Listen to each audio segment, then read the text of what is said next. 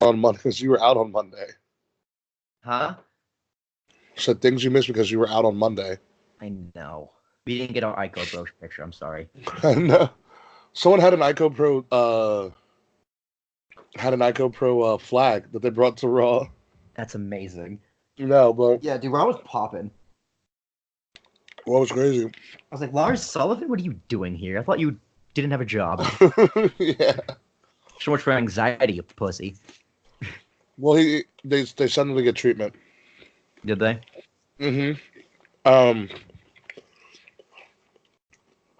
So we went to my friend Ronnie's place. Like, so Dave, of course, once I got my phone charged up and got an access, Dave, of course, bought like a one of one, like $300 like framed something. And so like it's me, Charles, Dave, and Kate, and Dave bought this big ass shit. He's like, I need to go to a post office so I can ship it to my house. So I'm like, fuck, where the fuck is a post office in Brooklyn? Like we can't, because my friend, like, yo, I want to go to my friend Ronnie's restaurant. Like, Dave's like, I need to go to a post. So what are we gonna do? I was like, all right, listen, let's just go to the restaurant and figure it out from there. We go to the restaurant. Luckily, when we get dropped off, there's a UPS store right on the fucking corner. I was like, you lucky son of a You bitch. lucky bastard. And Charles had to print out his tickets for Raw and SmackDown, so he was able to do that too. America. So we showed to my friend Ronnie's place, and Ronnie used to be a manager at Parlay. Mm-hmm. He's also a pretty damn good chef and a mixologist. That's honestly the main reason I wanted to go on Monday to go to that place, but I just couldn't do it. So get this. Still wet. Well, you're gonna hate yourself. So we sit at the bar. But I was like, hey, is Ronnie around? I was just talking him up or whatever. I was like, oh no, whatever. I was like, I text him. I was like, hey Ronnie, I didn't get to do this until today, but I'm at your place. I brought some friends. You should come through. He goes, bro. So Ronnie also he has two restaurants that he opened up right next to each other. One's like a taco shop where you just go up and get tacos, and one's like a classical Mexican restaurant. So he goes, bro, and he sends me 3 pictures. The night before, Sunday night of WrestleMania, the Godfather was at his restaurant. Oh my God, Father. in Godfather gear. Oh my God, that's living the gimmick. I love it. And I love people who live the gimmick. He took pictures with the entire staff. Nice. So Ronnie finally comes in, and I'm like, how the fuck did you get the Godfather? He's like, oh, I know his manager. What? Exactly. Get him on the show, bruh. Right? The Godfather came in. Ronnie, literally, I introduced Ronnie to everybody. To Charles, to Dave, to Kate. Kate even brought her friends. Ronnie goes, because we were sitting at the bar, he goes, I think his name was Jeff. He's like, hey, Jeff, whatever they want, next round on me. Top shelf tequila, baby. So we did that. Freaking, they were nice enough to do separate checks for everybody. But he only let us pay for our food. We paid for maybe 1 drink each. Damn. We all ordered like $80 worth of shit. You only paid maybe $40, $50 of it. Fat tip, though. Oh yeah, absolutely fat tip. Absolutely. I always one time Ronnie cut I think Dave and I went the first time. Dave and I ordered like $80 worth of shit. Ronnie cut my meal in half. So we only paid 40. So I tipped him 40. Mm-hmm. He goes, what is I was like, this is your fucking tip. You just cut my bill in half, dude. Like, you're getting 100%. Right. Obviously. Tip. This is the other half, motherfucker. Yeah. But it was his food is if we didn't get there at the time that we did, we wouldn't have been able to get a seat. Damn. Because he got so popular over the last couple of years. He's like the best Mexican in Park Slope.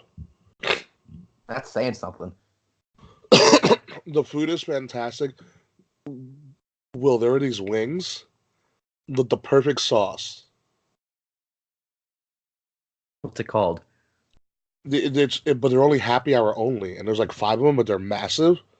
And so the sauce is it's messy, but it's not too messy, but it's not too dry either. Okay. and it's got a nice little kick. It's a little tangy, but with like a nice little. You have to like. I should have taken a picture. If you experienced it. My old bar had maple chipotle wings. Ooh. Delicious. Outstanding. I miss those wings. And then, so we ate so much shit.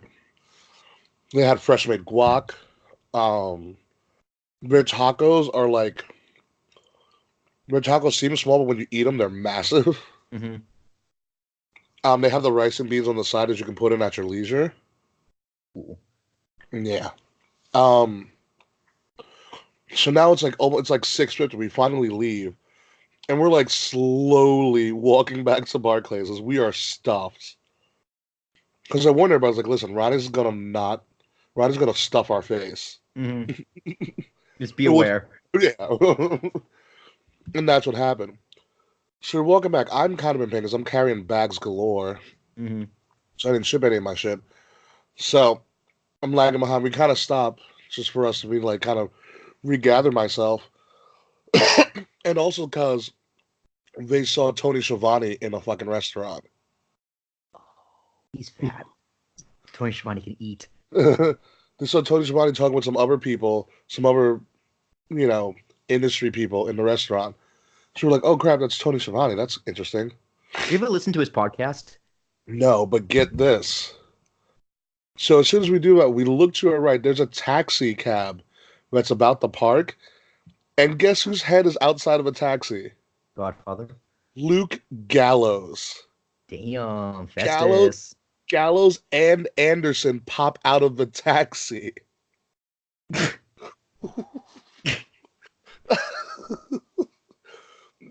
What? Excuse me? Yeah. We too sweet and we have a conversation. Dave's like, how's the family? He's like, oh, my hot Asian wife's kind of mad at me, but when you're a good brother, sometimes you got to be a little hot. Am I right? Ooh. Yeah, okay. Rachel Moon asked why Dave left. Huh? Rachel Moon has asked why Dave left in the chat. So I'll don't worry about it. I'll handle it. Yeah, we'll address it. All right. So yeah, we too sweet. Then we had a quick conversation with them. Their taxi driver got a picture with them. Oh my god, that's hilarious. And then we let them go on their way. They were like, thanks for the support, good brothers. And I was like, only in New York, Gallows and Anderson just rolling through. Because I looked and I was like, is that fucking Luke Gallows in a taxi? Tall dude with a goatee, tall bald dude with a goatee. It can only be one guy. Yeah, they're massive, dude. Carl Anderson has like 0% body fat. It's nuts. No, it's nuts. Like he's stupid skinny. Like it's Luke Gallows and Carl Anderson on the street. All right, and with that, ready to go? What are we, 143? Yep. Chew, chew, swallow.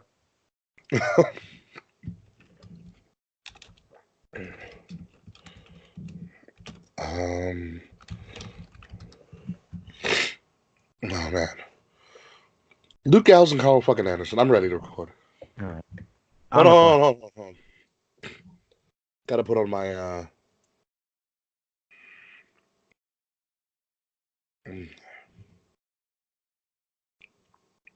right, I'm ready. Nope, hold on.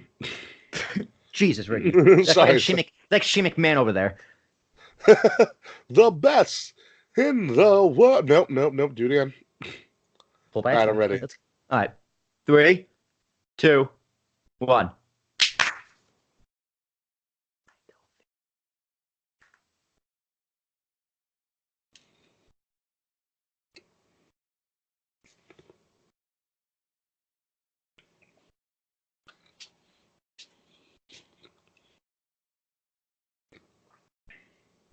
Yes, ladies and gentlemen, that is music we should have heard at WrestleMania, but nonetheless, that is neither here nor there. Welcome, everyone, to the 143rd episode of the Kings of the Rings podcast of WrestleMania Hangover. Holy shit. And what a hangover it is. It was a lot of wrestling between the Red Gala, G1, NXT, fucking what else? WrestleMania itself. Rickie went to Raw and SmackDown. Also, a midnight wrestling event in Jersey. and a Midnight Wrestling event in Jersey with Once Local versus Scott Steiner. WrestleMania was absolutely incredible. We get to everything we had talked about. If you want to hear a review on NXT and on Bret Hart Attack, Enzo and Cass, all that is on our Patreon. $1 will get you into that Patreon, our glorious chat. $1 gets $5 gets special everything, early access to everything we have. Here to our podcast.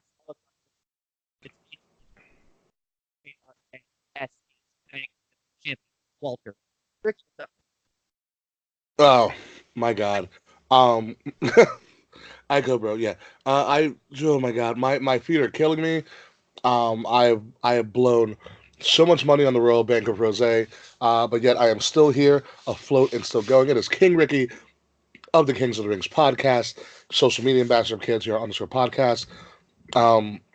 Your general manager, your co-general manager of Wrestle Addict Radio, and your champion of the Rant Gala. Shout out to, yeah, maybe in my heyday. The champion of the Rant Gala. Shout out to my team, Rose Royalty, which included Double F Double C, Jeff Palmaccio, and JC Bones of the Fourth Wall WrestleCast. But you can find me personally on Facebook, Instagram, Twitter, Snapchat, all those good shits at Ambassador Biggs, BIGZ, Ambassador Biggs. Honestly, I know it was my hometown. I mean, it was my home state, whatever, home area. But I don't think I've had a better time this week than this New York, New Jersey WrestleMania. It was fantastic. It was top to bottom, hands down, amazing. A big thank you to Ants, Ran with Ant, Philium, Issa, the Fourth Wall Tailgate, all those guys. Fourth Wall Tailgate was Jeff. Was great. It was amazing. More beer than I can handle. And a shout out to Nate for not murdering me in my sleep and for him staying at my place for a few days. It was a great time, Nate. Great to meet you. Great to meet everyone, see everyone again. The wrestling family, it's real. Access was incredible.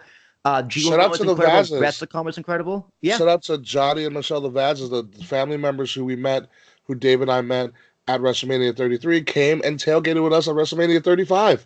Yep. So shout out to my buddy Furtis from Hofstra, Furtis, and I think his name's Freddie, the other guy. I forget his name. I always forget that guy's name, but it's fine. That was a lot of fun. We came in second place in trivia, which I thought we had no business being. We lost by 1 point. Yeah. Shout out to Kate Murphy of the Valkyrie. Oh, definitely Kate Murphy. Kate Murphy. Oh, I love Kate Murphy. My God. My queen bee. But guys, we're going to get into... That's fine. She's mad at me anyway. Quote unquote. She's kayfabe mad at me. We're going to get into all of that, our stories at Access, our stories at WrestleCon, who we met, who we didn't meet, and everything in between. WrestleMania, the card, breakdown, Raw, SmackDown. It's going to be a long one, so buckle up. Yeah. It's going to be a real long show. I apologize in advance. And we will be right back. Enjoy the ad. That's not a Fourth Wall Tailgate. It's going to be we might have to do like 3 commercial breaks, 3 to 4. I know. We'll see how long we go. We're going to skip some matches.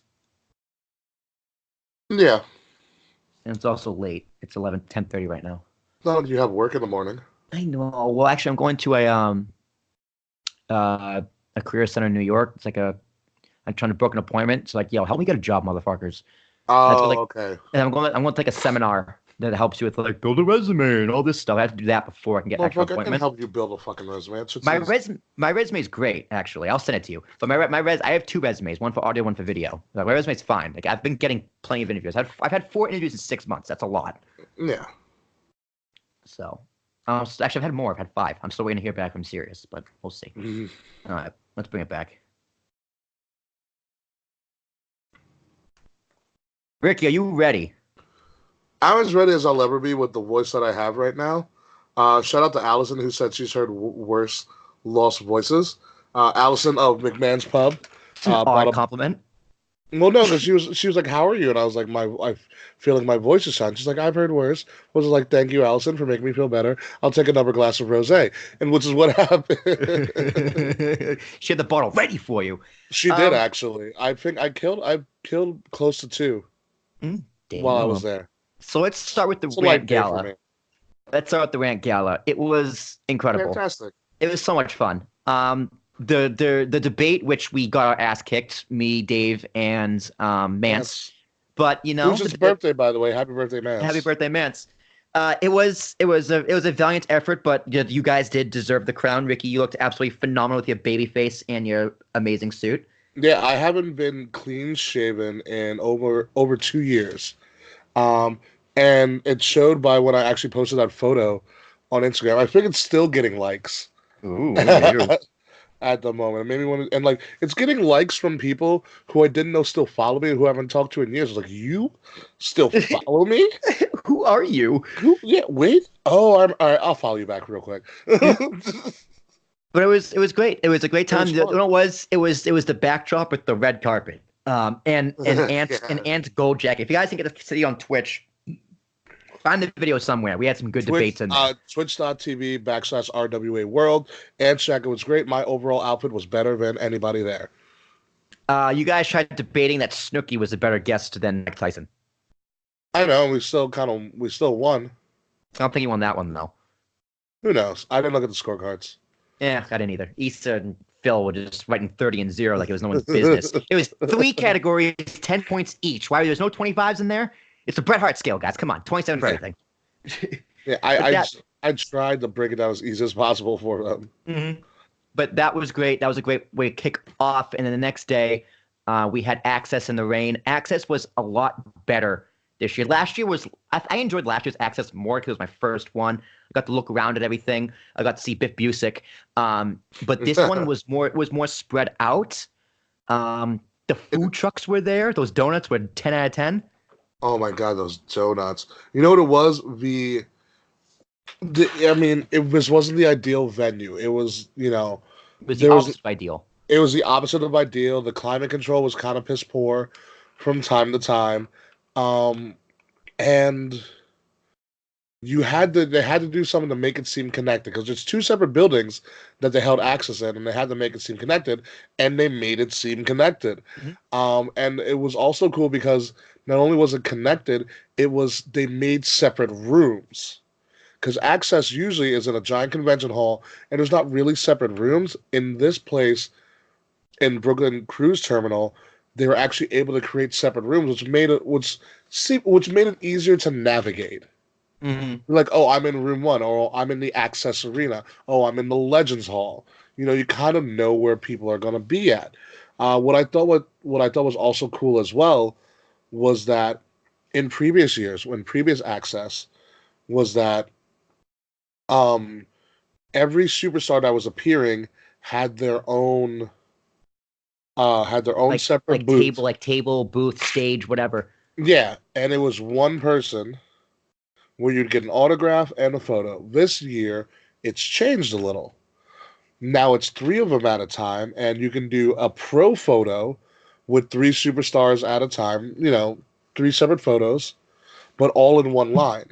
Mm-hmm. You're out. Yeah, you're in, you're out, and that photo, they give you a receipt. You can download it to your computer, to your phone, at your leisure. No autographs, just picture. It's a quick meet and greet. Yep. And a picture. And then they still have a traditional autograph line, but the autograph line, again, has 3 superstars. And you gotta wait. Yeah, you gotta do autographs, picture, autograph, picture, autograph, picture. And that one, moves a little bit slower than just a pro photo. And for me, autographs are nice. And I was big on getting autographs, and I went in there with the goal of I want to get autographs, but as it progressed, I was bigger on let me meet these guys, let me talk to them, let me get a picture with them, be that as it may for maybe 30 seconds. Let me have a conversation with these people that I idolize. Ricky Steamboat's hands, dude, I'll never forget his hands. So soft. They're so soft. The fact that we were able to meet Sting and Ricky Steamboat in the same Access session is unbelievable. Crazy. Lana, beautiful as ever. Zelina Vega didn't smile in my photo. It was very upsetting. Did you see it? Go on Instagram and take a look at that photo. She's not smiling. She looks like she's very unhappy to see me. Maybe she thought I was Dave. Who knows? Zelina. Well, I made a connection with Zelina because we're both from the great state of New York. She's from Queens. I'm from Nassau County, so we kind of had a connection. Like, oh, what town you from? Where you grew up at? So it's like cool. I got to do a Too Sweet picture with Sting, which is blows my mind. Curtis actually made a "That's What She Said" joke. It was terrific. I got to do the Catch Point logo with Drew Gulak, which was nuts. Lana, which is crazy. Like Lana, this is one of the hottest female acts in wrestling for like 2 years running. And it just to be there, meet with her, and like just take a picture. Freaking EC3 couldn't have been nicer. It's just crazy to be up close and personal, and that's what Access should be about. Like they're saying, this is WrestleMania Access. They literally gave you access to their superstars. Yep, the Worlds Collide tournament's going on. We saw the video game battle, the $1 million video challenge. game. Yeah, AJ Styles showed up. Oh my, yeah, AJ Styles and cut a promo on the Gold Voice dude. Dude, that Gold Voice. We were on the shuttle going back and forth. Though that Gold Voice guy ended up beating AJ Styles in like 5 minutes. Not even. Did he? Kicked his ass. He kicked his ass. Holy That's shit. the first thing I asked Nate when I said to him, like, how'd that guy do? He's like, oh, he beat AJ like real quickly. Maybe AJ phoned it in. Also, the thing that was interesting as well is that Access was on the edge of Brooklyn, at the Pier Terminal in Red Hook. There is no actually subways that get you directly to that terminal. The subways are a block away in a place that's not called Red Hook. It is in Red Hook. No, but the subways are not in Red Hook. Oh, right. Or you could have taken the ferry. So WWE did a smart thing. They partnered with Lyft, number one, and said, if you want to take a Lyft there from the Barclays Center, we'll give you a code, gives you 15% off. If you don't want to do that or don't have a Lyft or something, or you have people who are, obviously, they have a lot of wheelchair accessible fans or handicapped fans. Mm-hmm. They provided shuttle buses all day long for everybody from Barclays to Access and back. And these were these weren't like, school, these weren't cheese buses. These were coach buses, company seats, outlets in every seat. They made sure that, and once they got going, you were in and out. I thought that was the right thing for them to do. It was very well done by WWE. Good for them for thinking ahead and actually putting effort into planning how to do this correctly. Yeah, and I think they did it best. It was the best that could have happened. It wasn't perfect, but it's New York City. You can't expect perfection all the time, especially when you're commuting. We got to NXT right on time. So I can't complain. They dropped us off right back to NXT right on time. It was great. I even think the selection of food trucks was great as well. Yeah, that mac and cheese, bangarang. Empanadas. The empanadas were also delicious. Yeah. Just remember, guys, do not put meat in mac and cheese. Sauce, hot sauce, maybe. Meat, chicken, beef, bacon, nope. Flat. Yeah, it was great. We had Rob Schenberger art print tees, I bought 4 of. Yeah, I'm looking at that Oscar one right now in the Macho Man over here in my corner. Great purchase. I was looking for. I came in because when I first walked in, the first thing I wanted to do was just look around and get a scope for where everything is. Yeah. First thing I looked for was food. The second thing I looked for was Schamberger's posters, and I found them right next to each other. It was great. I loved it. Yeah, I mean, you had Rob Schenberger there doing his own new mural, which is great. Mm-hmm. And it was like I said, it was spaced out. Some people didn't like it, which is understandable because the autograph line was that much longer. But I think it was great. I didn't like the big table because you couldn't really get a good picture with them. Like you could lean over a table. That to me, I believe that is a bit of an issue. They should have maybe separate tables with some space in between. Mm-hmm. Or even have a separate line for each person. Yeah. Or something like that. Or they keep on innovating it and improving it. But like I said, the pro photo idea, I think, is something that they should not shy away from. It's different because you get a very, very good photo. I mean, sure, it's with their fucking logos and everything, but you can crop that out. It's a great photo. It's a very professional photography with the fucking white psych. It's the backdrop. Pretty much, it's like a VIP meet and greet without paying a VIP price. Yeah, and it's just this In and out, quick. In and out, good. Have a conversation, cool. And Yeah. a cool thing about it is, a lot of the time, for a good amount, you can do your own poses with the wrestlers. Mm-hmm. Like we had this one girl who did a prom photo with Shinsuke Nakamura. Oh, that was Kate did that. Kate No, Murphy? no. Someone else who was in front of us wanted to do a prom photo with Shinsuke, and Shinsuke was like, "All right." Like All right. the wrestlers, like you have to think about it, these wrestlers are there for half a session, so it's like 2 hours. Mm-hmm. It's, going through lines and lines of people. Endless people. Endless people. At some point, you gotta mix it up. And like after I think after the first session that I went to, because I went to 3 sessions. After the first session, like, you know what? If I'm gonna keep on doing these photos, I'm gonna have as much fun with it as I can.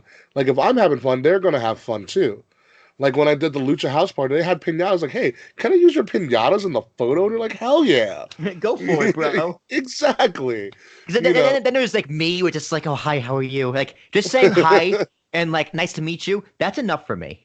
That's all I need. It's plenty.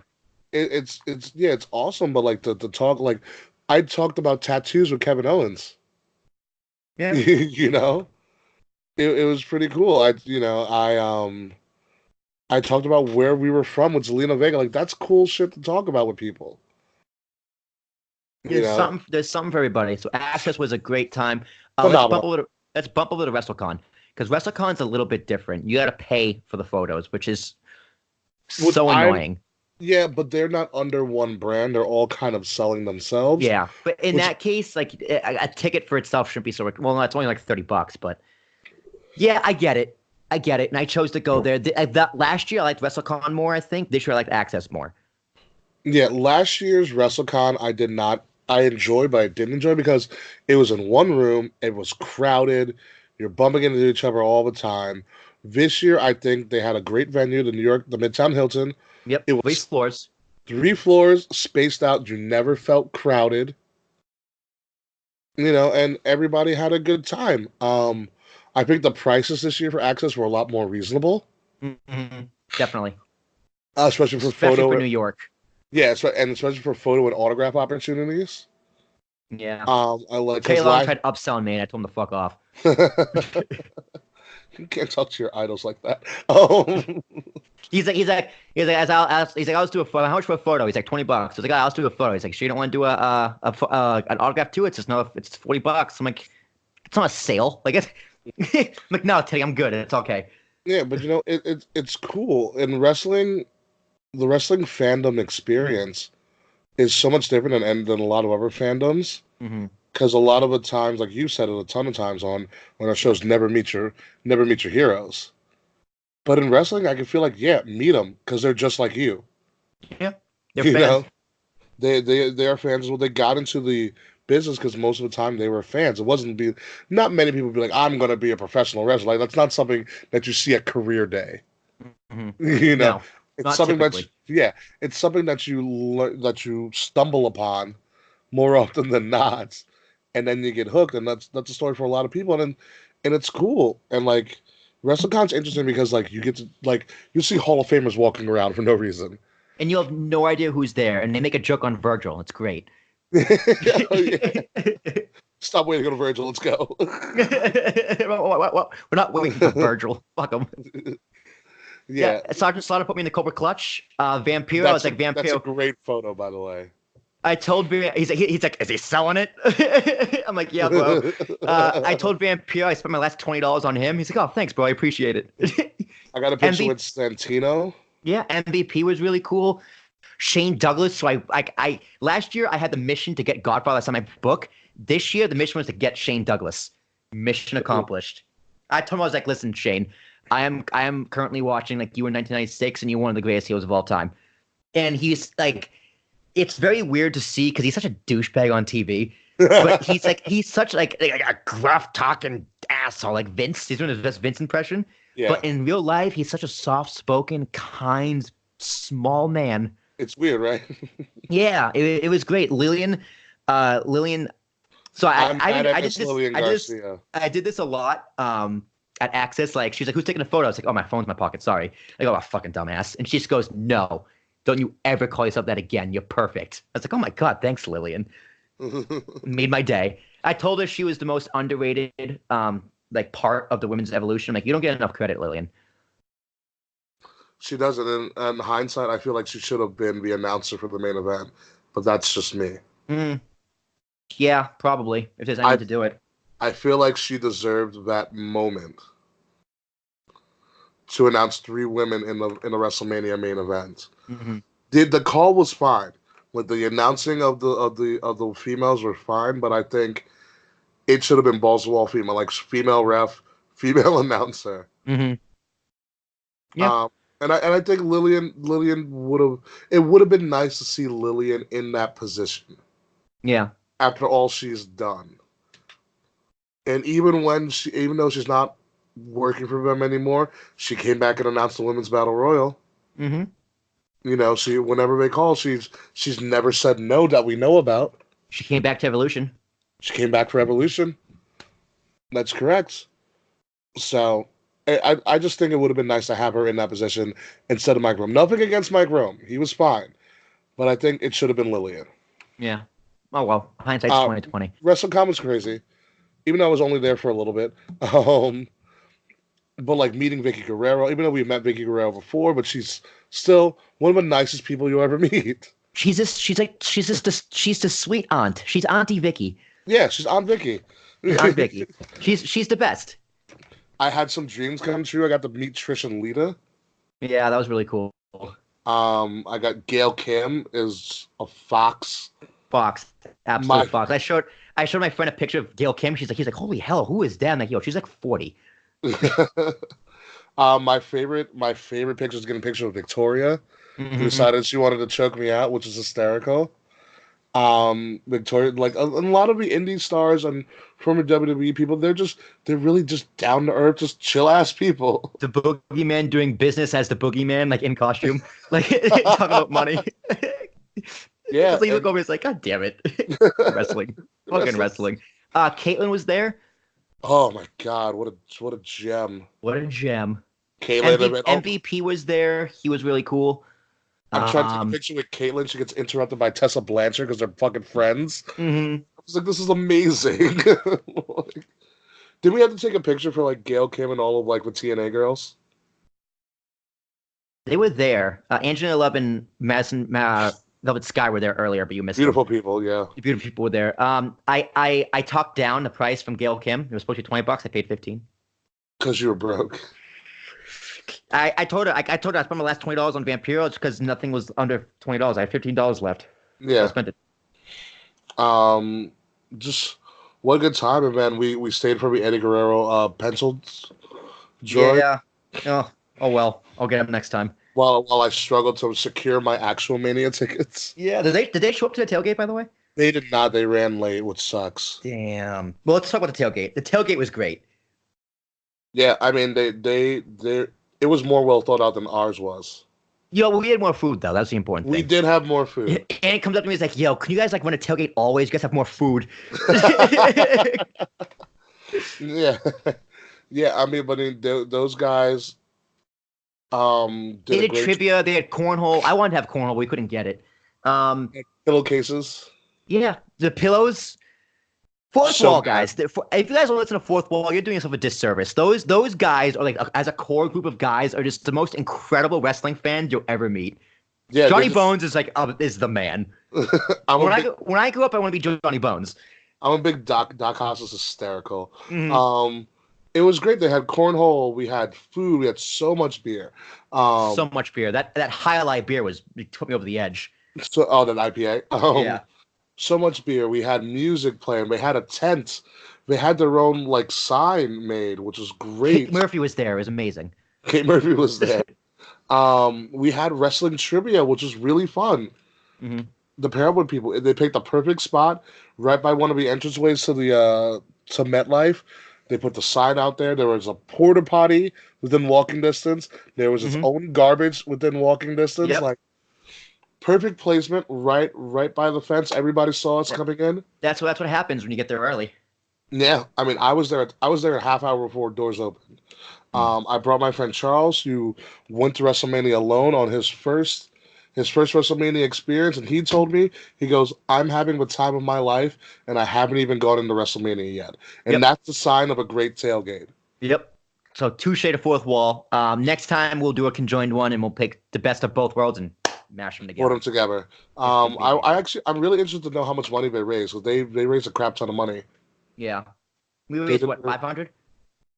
Something like that. At Evolution, they probably doubled that. They probably beat us. I mean, we even had people from other tailgates who said they got kicked out of a tailgate and they decided to come to ours. Yeah. Cool, man. Wrestling brings people together. And it went off without a hitch. You know, everyone was nice. Everyone was excited. Great conversations. Charles needs his own podcast. I'm going to say it until he gets one. You mad, bro? Come on, dude. We need a third mic. It's like, I gave him a card. It's going to be amazing. So the tailgate was great. Let's talk about Mania. Alexa Bliss kicking it off. Fucking Hulk Hogan, dude. That was great. It was really funny because I've never seen so many hypocrites in my life. it's a shocker. You know, with the I mean, what Hulk Hogan said is not anything that I hadn't heard from other people that were, you know, not even a quarter of his popularity. In a private conversation, too. In a private conversation. So, but I get when your private conversation becomes public, you got to do what you got to do. Mm-hmm. I mean, my only gripe is that his blatant racism is the thing that almost did not allow us to get the Velveteen Dream.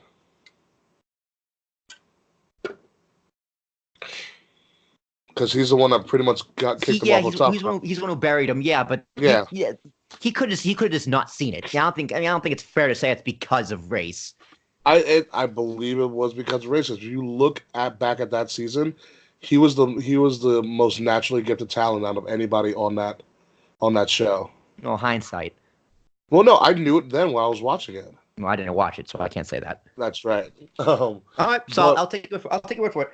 WrestleMania in and of itself, it was one of those things where, like I said in our preview show, I was like, this card on paper looks safe, and that's the best thing about it because it's a safe card, which means they can take risks and it'll pay off. Yeah, last year we said it's the greatest card on paper. One of the greatest card of all time. This year, okay. First question: was this Mania better than the last one? Not the experience. Just as a card, as a show, as an event, was it better? Yes. I'm gonna agree with you. I'm also gonna say yes because we got this. Like we say, WrestleMania is not for us; it's for the casual. But the Marks got everything they wanted. Everything. Yeah. Usos retained. Iconics won. The fucking the pre-show. The tag title switched. Kurt Hawkins won. Kofi won. Seth won. Becky won. Roman Carmella won. Yeah. Carmella won. Like this was Samoa Joe won in a squash, but Samoa Joe won. Yeah. The Marks got everything they wanted. Every single match was exactly what the Marks wanted. So you say Vince McMahon doesn't listen? Pay attention, boys. He's listening. You also got to think about this too, especially after what happened the night before. You got to do something. Mm-hmm. You know, even though it looked like it was planned out from the beginning, you still got to do something to make sure. Like, it's at that point, like especially after the Enzo and Cass attack, I was like, it's damage control now. Mm-hmm. Everything is damage control. But the WrestleMania, this is one of the best. I will say this because I told everybody this, and I'm going to stick to this. It's the best WrestleMania I've ever attended. Yeah, that's fair. The overall experience of WrestleMania, I think, was better for me last year. It was your first time. My first one, incredible seats, and so many crazy things happened. But there was, looking back, there's going to be so much history in this. We had Cena the Thugonomics come back. We had Batista's last match. We had Kurt Angle's last match. Say what you want about it. We had the women's main event. We had the Becky. We had the first ever African American champion. This is one of the most historic WrestleManias. Absolutely. The pyro, dude. They went above and beyond with the pyro. And we got Charlotte with a classic Ric Flair entrance. It was confusing, but no, because you know what it was like. Of course, because they did it during the show because the helicopter flew over like 2 or 3 times. Now I noticed, it's like, what is this helicopter doing? They were filming Charlotte. Yeah. It was great. Loved it. Silent profiling. So let's start the kickoff. I said to Nate over the weekend, like, what's the first match going to be? I was like, I think the best spot for this first match is the Kofi match. Right Pre-show? title. No. We're talking about main show. Main show. I mean, I do want to hype on the pre-show. All right, Tony Nese won. You can talk about Tony Nese. You're Long Island boy. Yeah, well, I mean, also you have that. You have hometown people winning. Yeah. Tony Nese, Long Island. Zack Ryder, Long Island. Kurt Hawkins, Queens. You had the hometown curse was not here. That's a huge thing. That the hometown person never wins, no matter what stage it is. I think there was 4 matches on the pre-show, which was cool. However, people are just leaving the tailgate and getting in, and because we're all on the, they're like, oh, we're not going to start a match until at least maybe the second hour. They started within 20 minutes of the pre-show starting to do a first match, and unfortunately, it was Tony Nese and Buddy Murphy, and they put on a hell of a match. I just watched it today because Dave and I were online inside the club level getting food. And let me tell you, let's do an offshoot about the club level. So Dave and I were in the EY Coaches Club, so we didn't go up any stairs. We just walked right in. However, that club level is the same level, same ground level as everything in production and all the wrestlers. So getting into the club took a little bit of time because they had to stop if somebody walked by. They didn't let us in because AJ Styles walked one way and Bobby Lashley walked the other way. Right. But it was cool to see. They're like, okay, go, stop. But that area was awesome. And then Dave and I are getting online. And by the way, the best food of any arena that we went to goes to MetLife Stadium, by the way. I didn't eat it. their food was fantastic. But Dave and I are online, and all of a sudden we hear, here's your winner and new champion. Tony's were like, wait, they started already? Damn. It felt like a lot. But you know what? They also had opened the gates about an hour before the pre-show. People were filling in. So when you look at the pre-show as compared to years past, especially around the ring, they're full because they gave enough time for people to get in, which again, very smart. It was also the people who are going to be there. That match, the people who care about that match are the first people going to be in there. So it's a good right place for that match because the right people are going to see it. Yeah, and so I just thought the cruiserweights could have ended the pre-show based on the match because the match was fantastic.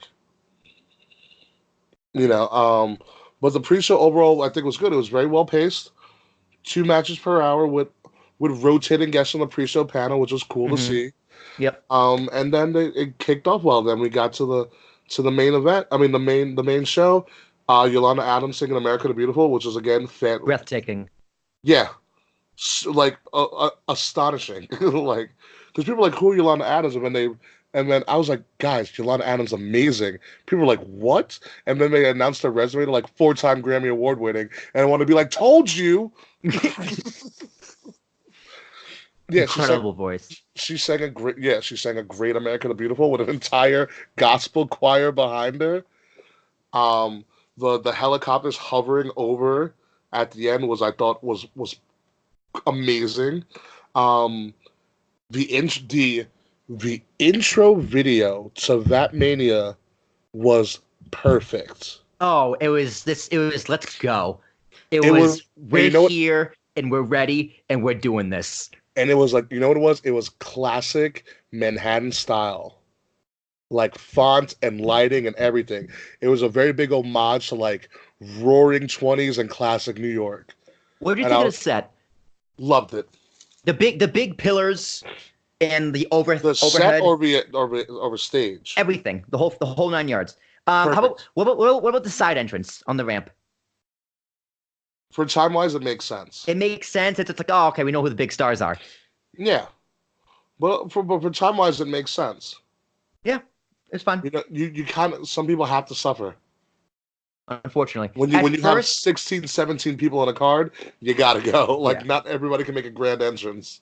At first, I didn't like the stage because it was just a giant TV. Look at back at the playback. I do. On the jumbotron, I was like, okay, I see it. I need to watch back on TV. But like, look at last year. It's a giant mask. The year before, the roller coaster. The year before that, like they've always done something huge. Well, the year before that was a giant star. Dallas. Yeah, Cowboys, right, a giant star. Right. But like they always did something different and unique. This one was just like it's a giant TV. But like the sun, there was no sun first of all. But by the time the match started, it was already dark.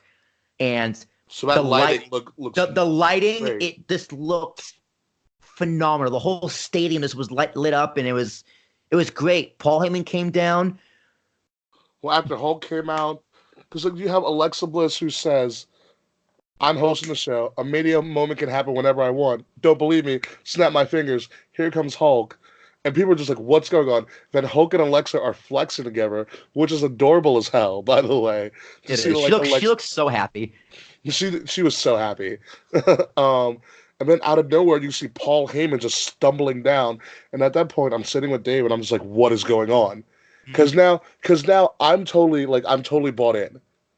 You're ready to go. You're in the moment. I'm totally bought in, and I'm just like, what's happening? Like, this match I was like, it's happening now? Like, this is happening now. And Paul Heyman's like, yep, we're not the main event. Let's get our shit and get out of here.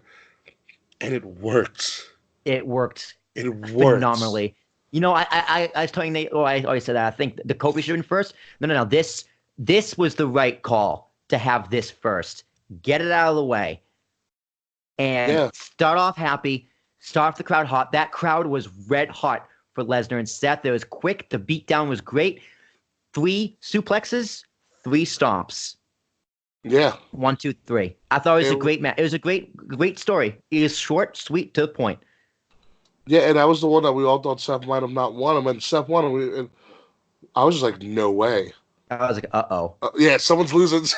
I was just, uh-oh. Which I think Vince knew that. He knew people would think that. Yeah, and so there's no way. There's no way because they blew their load. Like these big moments. You were saying on the show weeks ago when we had our arguments that you can't have these big moments. You just go, why not? It's the perfect place to do it. Yeah, so, why not? Why not have them all? Yeah, because you gotta save one for something. Like it was too much, but it worked beautifully. It set the tone. Match placement, yeah. Peaks. The way you describe this match placement was peaks and valleys. You had 3 peaks that you had to get to. You know, and you start off with Seth. It kind of goes down, but still stays pretty deep. And you got to get high up again. And that's when Kofi hit. Yeah, and it went drastically down after Kofi. But that's also by design because the crowd was gassed. Absolutely gassed. And then you got to get back up to this historical main event, which is great. Next match was AJ Orton, which got hijacked because half the crowd couldn't see. Which is not anything on the crowd's fault. Or like the crowd was not trying to deliberately hijack the match. Yeah, we'll put it that way. The crowd was just saying we can't see. Turn the light off, which was legitimate. Because they couldn't see. And WWE had so much goddamn lights. It's like, okay, which one is it? Let's find this fucker. Like, if you look around, they add more lights to the arena. Mm-hmm. Yeah, I was like, MetLife doesn't have this many lights. They definitely brought half these in. Yeah, they add more lights to the arena. So it was difficult, and it sucked because, I mean, I got a chance to watch the entire match. It was a damn good match. Yeah. It just got lost in the fact that half the arena couldn't see. It's unfortunate. I'm surprised it didn't happen with the Brock match. I'm surprised too. I was like, why didn't this happen earlier? But I mean, it is what it is. AJ Orton, solid match. AJ won. I thought Orton was going to win, but AJ won. What was after that? Fuck, I don't even know, dude. There's so many matches. Was it let's go to the Usos then. The 4-way tag match. It was the Usos. Everyone thought Aleister and Ricochet was going to win. I'm like, no. First of all, they're in this match to highlight their skills. The bar's in this match to take the pin. Well, my idea was, I was like, they're not going to let them lose with 3 tag titles in a week. It doesn't hurt them, though. Now it doesn't. But I like the call. I like the call because The Usos deserve a main roster WrestleMania win, and they had never gotten it because they had to job out to the Bludgeon Brothers last year in a shit match. In a shit match that went right after Charlotte and Asuka. In a rushed shit match, and I thought they deserved so much better. Which they got. They got more time. They all did their stuff, and it was a good match. Their hoodies were amazing too, by the way. Yeah, yeah. I love the Usos. They are the most underrated, greatest tag team of all time. Next to the Hardys, now that the Hardys beat them on SmackDown. Mm-hmm. But also, I do want to highlight that they gave the Usos a proper entrance, which again was deserved of them, especially as champions. The Bar got a half-ass entrance. Mm-hmm. Who was the third team? Aleister and Ricochet. No. Shinsuke and Rusev got a half ramp entrance, but they gave Aleister and Ricochet the full ramp proper entrances to their Mania, which is huge. If you think about this, it says this is the confidence we have in you guys. Yeah, no, it's a huge thing, but also you think about Ricochet. In less than 2 years, went from NXT and Aleister Black. Well, Aleister Black a little bit longer. Ricochet in NXT went from NXT to WrestleMania in less than 2 years. That's a lot of confidence to have in one person. He deserves it, man. He does things no other man can do. People from NXT that just got their same WrestleMania appearance as Ricochet, who have been there twice as long. Samoa Joe just got his first WrestleMania entrance and appearance the same time as Ricochet. That's nuts. But they have a lot of faith in Ricochet, and they should. Mm-hmm. They have a lot of faith in Aleister Black, and they should. It's not like these guys did not deserve their spots. They did. They got called up on a whim when they were like, oh, we're going to use NXT call-ups, and these two guys have outperformed the rest of the NXT call-ups so far. They weren't supposed to be a tag team. They just kind of fell into it, and it worked, and they went with it. Again, the theme of this year's WrestleMania. Just go with it. Organic storytelling. Yeah, just go with it. Except Shane and Miz. But we will get into that match. Shane and Miz was the second one, actually. It was Shane and Miz and then the Usos. Whatever. We'll get into Shane and Miz after the break. I'm going to take a quick break. Right. Enjoy this break. Promo. Yay. We'll be back. Yeah, we're 45. I was like 45 minutes in. Might as well just throw one in there. Absolutely. Oh my God, Shane and Miz. What a match. It was good, man. It was good. I was looking around. I'm like, what can they possibly jump off of? And because that was right, like above, I was right below us. You know what my guess was? My guess was the side of a stage, and I was able to see the side. I was like, oh, they can climb up that. They can definitely elbow drop off that. But because I saw that, I was like, that's a good one. But I was like, that tower, that's the camera tower. They're not placing decks. The camera's there. And the camera guy went off. It was amazing. It was fantastic. I loved it. Let's go back. All right. Shane O'Mac and Miz. First of all, I loved the black jersey, the away jersey, if you will. And making him do the entrance a few times. Here come the money on the top, in the middle, and in the ring. It was just like, you're such a dick, Shane. Such a dick. Mr. Miz chance. The match, it was what it was. It was pretty quick. Falls come anywhere. You knew something crazy was going to happen. It was a crazy match because of a lot of stuff. You had Mr. Miz actually get in the ring, which I thought was pretty cool. He actually included himself. And then you had the Miz, in a very natural way, go to defend his father. Mm-hmm. Like he attacked him, and if you think about it, if you were in the same position and someone was going after your dad like that, you probably would have done the same thing. Yeah. No, totally. Even if it was Shane, well, especially if it's Shane McMahon, because I could probably beat Shane McMahon's ass. He has 50. Well, I think a crazy spot in that was also when the Miz knocked Shane over and he bumped off of a golf cart and then hit the floor. Mm-hmm. I was like, ow, like, ow. Yeah, I was going ow a lot during WrestleMania. Like, the risk these guys took was unreal. Throwing them off the pillars, into the pillars, the giant LED pillars. Yeah. Going up towards into the crowd, like a lot of crazy shit. Then I didn't think they were gonna do that spot because of the TV tower, the camera tower. I mean, that's a good place to do it. You can see we saw the spot there, but I thought that was just TV stuff. Like they hid the spot very, very well. Yeah, because it makes it look like a natural TV setup. Mm-hmm. I mean, no one's gonna know. I work in TV, and it fooled me. Yeah, and they were climbing the thing, and you're just like, no way. And then you see like the open end on the other side, and that camera. I don't know what camera they used for it. It might have been the sky cam, but the sky cam of Shane's kind of looking at Miz like, don't knock me over, don't knock me over. And so the camera's behind Miz and it's looking down. So all you really see is like a black abyss. Mm-hmm. And like an open end of that tower. And it makes the height of that drop look so much bigger. It was perfect. It was perfect camera angle. It wasn't that tall, but it was tall. It's like no, it was feet. Pretty tall, 15, 20 feet in the air. The suplex. But the best part, man, Shane got the win. Suplex, yeah, the suplex was crazy because everybody stood up and was like, "Oh my god!" Like, what happened? Because they suplexed and they disappeared. Mm-hmm. You know, they disappeared, and all of a sudden, next thing you know, Shane's on top of Miz. 1, 2, 3, great finish. Fantastic. Because Miz got the rub, he got the big moment. Yeah, Shane gets the win. Heat. Yeah, Miz wasn't around this week. Yeah, we'll sell the injury, man. Also, you have the Shake-Up coming up next week. Also true. So, but it was a match that I didn't think would be as good as it was. It was a match I was excited for, because it's like, what were they gonna do? They had the reign to be creative, and it wasn't disappointing. It got exactly what they sold. Like I said, safe match, and they were able to do what they needed to do because. It was safe because they are known good performers. Mm-hmm.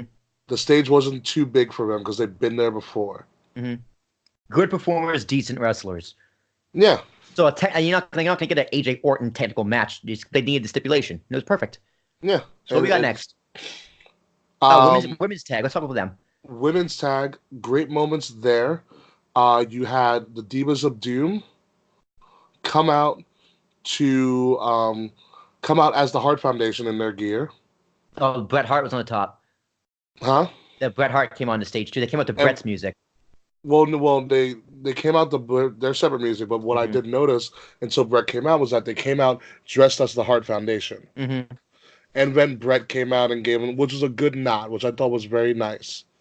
Especially after everything that had happened like 24 hours before. Yeah, give him the pop. I think Bret got a well-deserved pop, as he should, because he's fucking Bret the Hitman Hart. I don't cheer Bret Hart, but I cheer Bret Hart. Yeah. And I thought that was nice. The Iconics have a new theme. Do they? Well, because when it's the same theme. It's actually Billy Kay's theme. But now they did a remix of it, and so right before the music hits, you hear "Iconic." Oh, right. Yeah, that wasn't there until Mania. They came out as Maleficent villains, which I thought was really cool. Because apparently I was reading Billy Kay's Instagram, she wanted to come out as The Rock. It was like an homage to The Rock, but she loves Maleficent, and so she came out as a Maleficent villain. Who else in the match? You had, obviously, Bayley. For some reason, Bayley's wacky, wavy, inflatable arm pull and this two-man didn't work. This happens every year. They had ED, man. I was like, that's when I was like, damn, they're not gonna win. I was surprised I lost. I was very surprised. Hayden Royce came in as Eddie Guerrero with Eddie like flames and stuff. Really? Well, it's Eddie Guerrero. I couldn't see from up there. It was Eddie Guerrero like gear. Who was the fourth tag team? I don't remember. There's too many of them. Divas of Doom. Nia Jackson, Tamina. Nia Jackson, whatever. They did what they needed to do. The match is all about, obviously, Beth Phoenix showing she can still go, and Beth Phoenix can still wrestle. Oh, yeah. You know, she can still go. Yeah. Sasha and Bayley showing that they were good, and they were good. Tamina and Nia being those powerhouses. And the Iconics being opportunistic heels. Yeah. Which is exactly what happened. Beth did and not a lot of people noticed it in my section. Beth went for the super glam slam on Bayley, which, by the way, hit flawlessly. As soon as she raised up, there was a blind tag, and I called it. For some reason, I just noticed it was like blind tag. Oh, I didn't notice the tag until the replay. Not many people noticed the tag because it was so quick. Well, that's also genius in positioning and storytelling too. Absolute genius. Hits the super glam slam. All of a sudden, Peyton Royce knocks out Beth Phoenix out of the ring. Billie Kay gets the pin, and they won, and the place was like, what? I was like, what? I couldn't believe it. Yeah, I couldn't believe it either. And now they haven't really built the Iconics for other than remember the Royal Rumble. They were just jobbers. They were the first ones eliminated. Like no, the Royal Rumble, they weren't the jobbers. They were the ones where Peyton Royce or Billie Kay wouldn't come in until Peyton Royce. Oh, what was the Battle Royal where they were coming down talking trash? Oh, it was Evolution, right? They were talking trash. It was Evolution. They were the first ones. Yeah. So like these women really haven't been built properly. They've just been annoying on the mic. Yeah, but they're funny as fuck. Yeah, they're great. But that's what I mean. Like, it was just out of nowhere left field. You have these brand new titles on your two biggest stars in women's division, and they drop. But they're the only proper tag team of anybody in that division. Yeah, it's just surprising that you have Sasha and Bayley lose at WrestleMania. You know what it was? Because I talked about this with Dave. I was like, it is a total and complete reset. It was a WrestleMania reset, which, to be honest with you, they kind of needed. Yeah, it's also interesting because 2 years ago we had the feeling that Brock Roman was going to be the main event. Last year we knew it was going to be Charlotte and Rousey, but then they threw in Becky. This year, I have no idea what next year's main event's going to be. We have no clue. Not a clue. Not a clue. It's a total not a reset. Like anything can happen. They didn't build this WrestleMania for next WrestleMania. It's just a complete starting over. But that's fine. Oh, it's great. Yeah, and I think that's fine. And then what happened after that is when I got scared. That's when you had Kofi and Daniel Bryan. Dead smack in the middle of the card. But it was right after you had a title switch. Mm-hmm. And usually don't do two title switches in a row. 7 title switched hands. All but 2 titles didn't change hands. Tag and SmackDown tag and US. The US. Everything else switched hands. Man, it's good to shake it up every now and then. Yeah, it's good to shake it up. But this was my main event. That video package. Everybody's main event. Oh my god, that video package. They made Kofi Kingston look like God. But also when he was like, it was prophetic too, because the contract signing, he goes, Daniel Bryan, you played the story, and I know why you're scared because you know what happens next. That was the moment. And that's when it cut off, and I was like, oh, here we go. And then they had the New Day came out with the box, and Kofi, and then Daniel Bryan came out, and whoever wrote that line, give that man or woman a raise. Oh, you know what happens next? Yeah. And it was one of those I'm never really tense for a match ever, but for this match, I was highly invested emotionally in the match. I was very tense watching this match because I knew what history could be made. Mm-hmm. And the biggest question on everybody's mind was, will they actually do it now that the opportunity is right in front of their face? And that match kept me and everybody else around me on the edge of their seat the entire time. I'm still surprised they pulled the trigger, to be honest. It was like, will he or won't he? And it got to the point where you saw the classic ending where Daniel Bryan was just kicking him in the head. And just kicking him and kicking him and kicking him. And then he got up, He Kofi'd up. Kofi'd up. and just kicking it, and like it was just it was a masterclass in storytelling from everything that they had put together the last couple of months. Mm-hmm. They played the crowd perfectly, and The New Day outside with Luke Harper Rowan. They played it nuts. Big E and Xavier on the outside. They were just excited. They were fans like the rest of us. Yeah, and then what also scared me too, because I was like, all right, the Iconics won, and that was a bit of a shock. I think it was a shock to them too. You know, but then Kofi came out and he's wearing gold, and I'm like, no, like I know traditionally what gold means. Mm-hmm. You know, especially in a championship match, or wearing white and gold or some variation of that, and they all came out wearing gold. And in my mind, I was just like, no, this is just a swerve. Daniel Bryan's gonna beat him. We're doing this to fuck with all the marks, you know. And and then he won. It was it was a Trouble in Paradise. Yeah, and he won, and the place went ballistic. Erupted, and Becky Lynch was playing the back, going, "Fuck yeah." See, here's the thing. Xavier Woods said it on SmackDown. He's like, I was a fan. I watched him debut, and I was maybe think, fuck. I watched Kofi's debut on TV. He debuted on WWE ECW, and he had a winning streak in ECW. I think Sheamus ended up beating him for the first time, or someone stupid. And I have been with Kofi since day one. I know I said he wasn't top tier talent. Officially, is top tier talent. Congratulations. But your bullshit argument, but okay. I was a fan of Kofi's from the beginning, day one. I remember all the Money in the Bank ladder matches saying I was cheering for Kofi every single one because I think he would have been the perfect guy to win that briefcase and move him from mid card to main event. Every Royal Rumble spot. Every Royal Rumble spot. But like when it came to after Orton, even when the New Day formed, I was just like, okay, Kofi is just, he's still that guy. I never saw him as that main event guy. Even up until a few months ago, I was like, there's not a chance. But there's something that he pulled it off. He's been put on incredible matches. This run he's been on the past 4 months has been one of the greatest runs in wrestling I've probably ever seen. And I couldn't be happier for Kofi Kingston. And I was thinking this afternoon, the first black WWE champion, like full. Is there anyone else who could have been other than Booker T?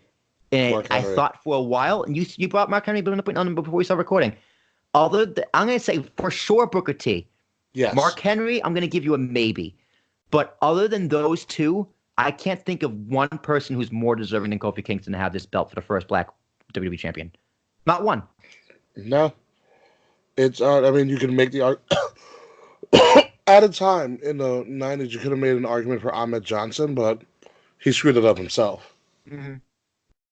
But after that, Mark Henry and Booker T. I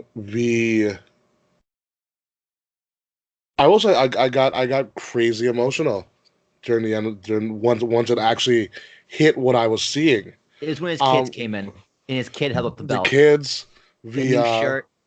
The look on Xavier and Big E's faces, like you can even see during that match, they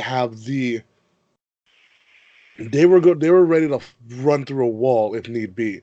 They were so into that match, and almost looked to the point where they forgot that they were wrestlers and they were just fans trying to make sure everybody stayed up for that moment. Like they were so invested, which kept our investment up too. Mm-hmm. Like you saw how much they wanted this, and I think that they had doubt as well, because it was such it was such an instinctive reaction when they won.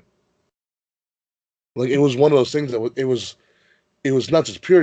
I haven't gotten to it yet on the replay. You have Byron Saxton choking up. Okay. I need to rewatch all of it too. I have so much wrestling to watch. It's scary. You have Byron Saxton choking up while he's trying to make the call. Apparently, there's a video of Booker T who said apparently Booker T broke down in tears. There's a lot of people online of their reaction videos of Kofi winning. Mm-hmm. of them breaking down tears. A lot of African Americans. As soon as it happened, Charles called me from a different section. He told me that's everything I needed. He told me I needed that. Mm-hmm. He's like, I can go home happy. I don't need to see anything else. Mm-hmm. That was my main event. Honestly, after that, I didn't care about anything else until the actual main event. I didn't really care about that either, to be honest. But this was my main event. And then his children came in. Mm-hmm. His children came in. They revealed the classic belt, which I thought was perfect. Classy. Yeah. It was just you're not holding up this stupid belt. You're holding up the belt. Yeah, they were like, absolutely not will you wear that gimmick of a belt. We're gonna give you the true belt with your nameplate already on it, and we're gonna give it to you. And by the way, we have new shirts for you too. Mm-hmm. And touche to Vince for making that call. And what made this, I think, really special, the fact that he is the first Black WWE champion was not part of the story at all. That is just something we know as fans, and that made it much more powerful. That's something that made its WWE didn't have to promote it. Mm-hmm. It's something that's made its way around the wrestling community. Because they were like, wait a minute, was this the match where Bully Ray said he actually watched as a fan? Yes. Yeah. Which crazy. Yeah, Bully Ray said in his podcast, he said, I took my wrestling critic hat off, I put my fan hat back on, and I watched this as a fan. And when it counted to 1, 2, 3, all I had was a giant smile on my face. Nate gave me a big hug. Yeah, I was in my own world. If you could see by the last tweet that I tweeted out. I said wrestling actually made me cry real tears for once. And it was just, like I said, the Twitter reaction videos of grown-ass African men crying. I mean, my friend Kaz, who was in the front row with Raleigh, was like, he was brought to tears. It's something that, it's gonna stand the test of time as one of those monumental WrestleMania matches that you're gonna showcase like, this is wrestling. Like, wrestling is brutal, and the fact that it wasn't a gimmick match, it was straight up 1-on-1, and they wrestled. Like, it wasn't any pure. There's a little bit of interference, but it got kind of squashed early. Right. But those guys wrestled, and Daniel Bryan put him over. Daniel Bryan made him look flawless. It was top to bottom, bell to bell, perfect. And I wouldn't be surprised if Daniel Bryan was the first person backstage to give him a hug. Yeah, probably. I mean, Daniel Bryan knows. He's like, dude, this is my story. I get to tell it from the other side. Yeah, which is crazy. Full circle. It's just funny how wrestling finds ways to do this.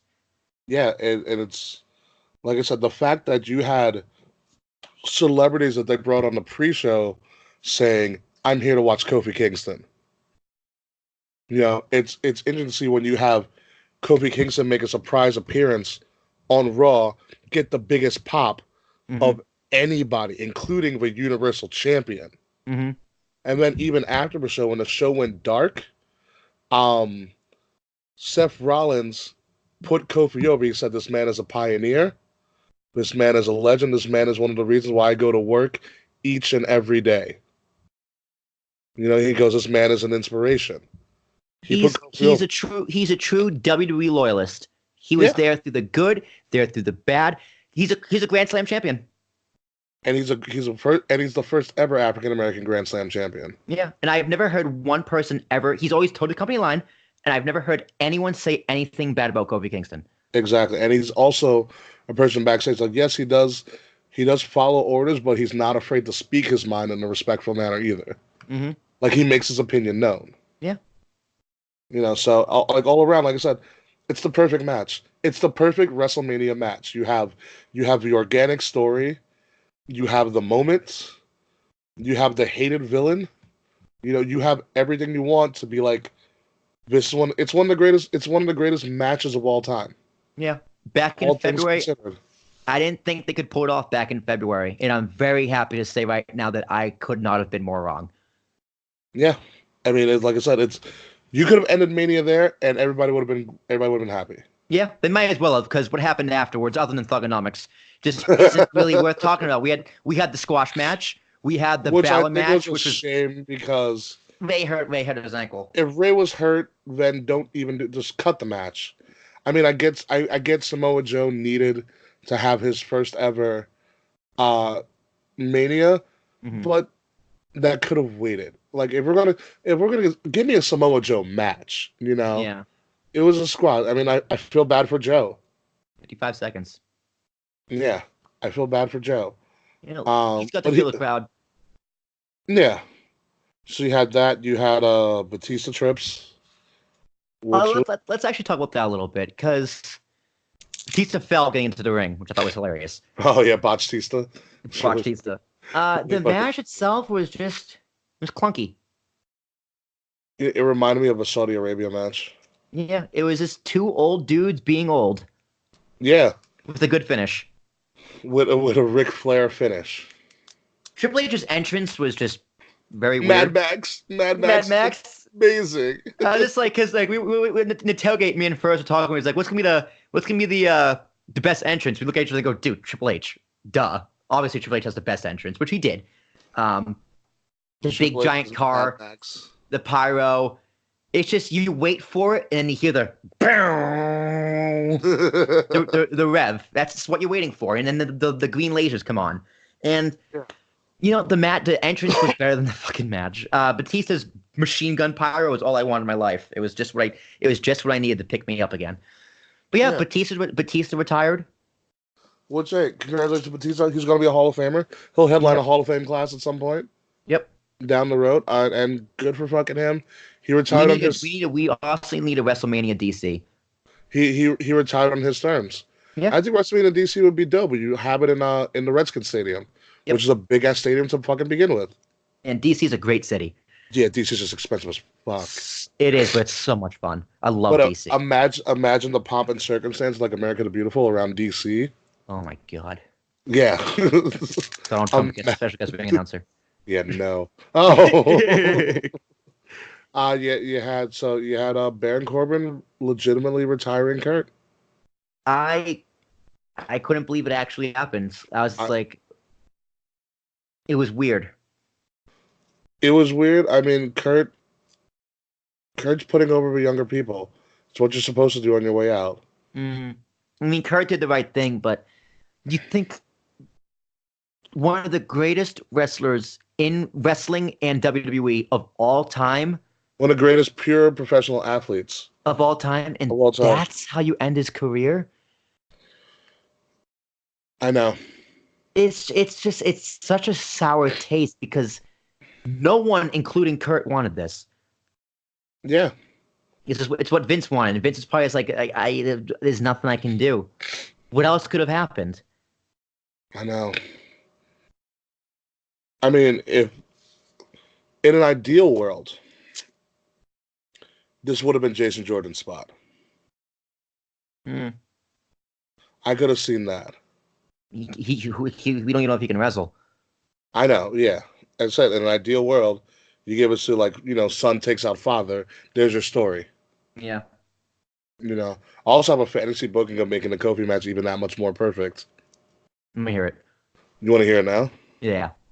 Okay, so all this interference is going around. Obviously, the New Day get taken out. Rowan, tries to Rowan interferes. The ref is knocked down, obviously. And so Rowan's like, come on. Dude, and someone in a hoodie that you don't see takes out Rowan, gets into the ring, attacks Daniel Bryan with a go to sleep. CM Punk. Who is, in real life, Kofi Kingston's best friend. That's how you bring back CM Punk, and that's how you have Kofi win. That would have been. I mean, it takes away from the moment. It takes away a lot. It takes away from the moment, but that's how you. That in my opinion, that's how you would have killed two birds with one stone. You get Yeah. the unannounced return of CM Punk. Again, place goes nuts. You get Kobe Kingston winning. Place goes even more nuts. Like, I'm gonna give the big kibosh on that, but I see where you're coming from. yeah, it was just one of those things where, like, you know what? That would have been unbelievable. Hmm. That also would have killed the show even more so. People would have been angry. People CM Punk probably would have gotten booed, to be honest. No, no, please, no. If CM Punk would have gotten cheered like he was a freaking saint. All right, so we got Demon Balor. We waited years for this, the Demon Balor WrestleMania entrance, and it did not disappoint. It was good. Yeah, it It was was good. exactly what we thought it would be. You know, it was perfectly fine. Just one of those matches that no one really cared about, except for the entrance. Yeah, that's what we wanted. I mean, we knew exactly what was going to happen, and it was the co-main event. And the IC title changed hands. Yeah, it was a good spot for it, I was honestly. arguing with Dave. He's like, "Why would you do this before?" It's like, you got to get the crowd up. Like, Yeah, this yeah, same thing happened with SummerSlam. We got to get the crowd. We got to get the crowd back on our side. What do? Bring out the demon. yep. And then you had the main event, which didn't go on until about midnight. Literally, like 10 of. I looked at my clock. I looked at my clock. I was like, "Fuck." The match. I love it, Joan Jett. Joan Jett, I think, did a great job. Mm-hmm. By the way, Charlotte Flair coming in the classic Ric Flair coming in the Shea Stadium entrance Mm-hmm. was Becky Lynch, no pyro, just straight, no flair. no flair. Perfect. Yes, no flair, just coming in, walking straight to the ring. She had the smoke, but that was a classic Becky Lynch Yeah, entrance. they must have been nervous or something because their match wasn't good. It wasn't. It was good. I feel that their match was rushed because I was looking at the time. I was looking at the weather report too. Rain was imminent. Yeah, it was like any It's second now. it was drizzling. It would start to begin to do a very, very light drizzle as the When main the event was answers, yeah, during the entrance and the main event was going on. I don't think it was the match was. I mean, yes, there's nerves involved. You're main eventing WrestleMania for the first time. for the first time, but I think they were rushed. I think they had to go through. I think they had to rush through some stuff, which sucks for them. I thought the finish was weird. Was it a botch? You believe in the botch? No, I do not. I don't either. I believe I think it's too easy to blame the botch. no. I don't. Yeah, I don't think it was about. I believe that was the finish in and of itself, but I just think it was a rush finish. You didn't have time to build to that sneaky finish. You know what I mean? Mm-hmm. Mm-hmm. Because I Just think a you had quick the roll up. no. It wasn't the roll up. She was going for Piper's Pit. Oh right, and she countered it. She crucifixed her. Mm-hmm. Which, by the way, fantastic counter. That way also because and also I think this. I don't think they wanted any of them to tap out. No, because that's what I talked about last week. I'm like, who is Who gonna taps? tap? Who taps here? Who looks? Because you're going to look horrible tapping in the main event. Yeah, no one can tap. You can't tap. So I think that was the design finish, but I just think I think you didn't have enough time to move towards it.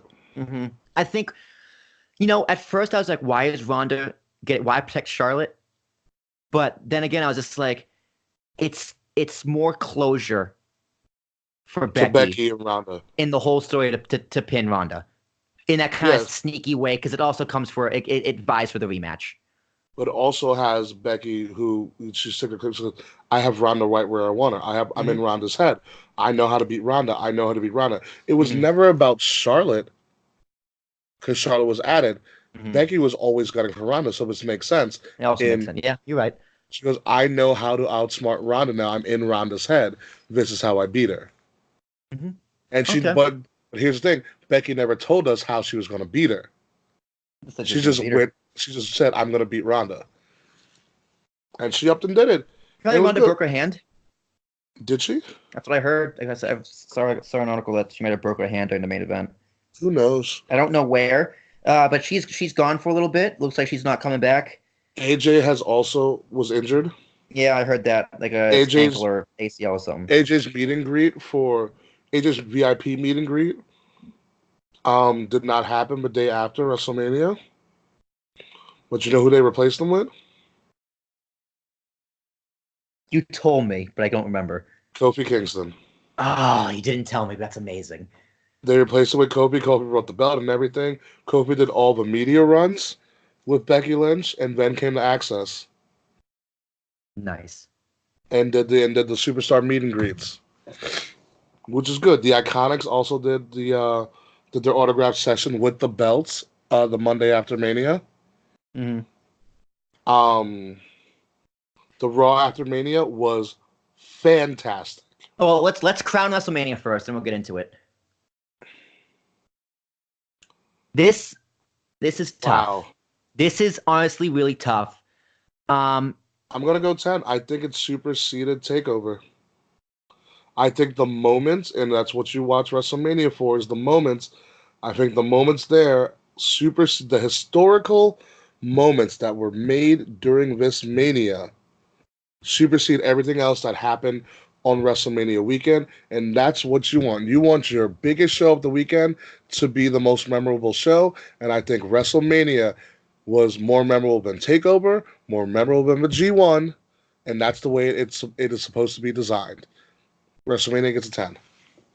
I'm gonna give it a 9.5. That's something because the show,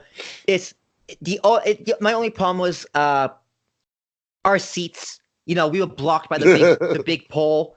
That's Nate. That's not your fault. I'm not mad at you. I'm not blaming you. That's what happens also when you're in an open air stadium too. Oh yeah, you're in an open air stadium. That got under my skin, but the experience of being there, you know, I saw enough. I saw what I wanted to see, and I was going back and forth between the screens and the ring, so it wasn't like there was people in my section that's literally turned to the right, watching the whole thing on the big screen. I was like, you guys are retarded. I was watching as much in the ring as I could. Everything was amazing. WrestleMania was so much fun. It was more about the experience and the energy of the crowd than it was actually seeing the actual matches. But you know, if we were 3 sections over, it would have been a perfect 10. But Nate, next time I'll buy the tickets. Incredible. I loved the show top to bottom. We didn't get to talk about Roman Reigns, but you know, him and Drew beat the shit out of each other. The crowd was a little disrespectful, I think. But I think I saw beach balls. But the boos are gonna start coming for Roman. Don't be surprised. Yeah, it's gotta change it up quick. We didn't talk about Elias. Fuck, we didn't talk about Elias. John Cena, boy. The doctor, I mean, everybody knew John Cena was gonna make a WrestleMania appearance in some way, shape, or form. We just didn't know when. As soon as the Babe Ruth thing played, I was like, oh, it's John Cena. I had no idea it was going to be Thugonomics. Nate freaked the fuck out for Thugonomics. He went wild. He was doing this thing with the hands. Like, he was like, I haven't seen Thugonomics since I was like 9. This is crazy. like he was more happy than I think most of the fans were. It made me happy to see him happy. So that was great. It was great. I loved it. It was, you know, I don't think this makes Elias look bad either. No, he's getting all the legend spots. Yeah. Not a bad spot to have. Yeah. What also makes this Mania the FU? Great? I love the FU.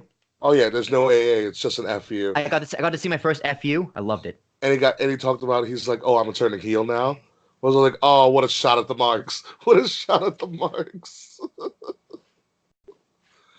What I think also made this Mania great is that we got to see a bunch of people's first Manias. Yeah. We did get to see a lot of people's very first Manias, which is something special. I've been there. Charles' first Mania. Yeah. Kate Murphy's first Mania. Nate's first Mania. I want to say Wade's. Yeah, maybe. Wade's first Mania. So, like, it's one thing to go to your own first Mania because you never forget it, but it's another thing to witness somebody else go through their first Mania and feel the feelings that you felt at that time, and I thought that was pretty special.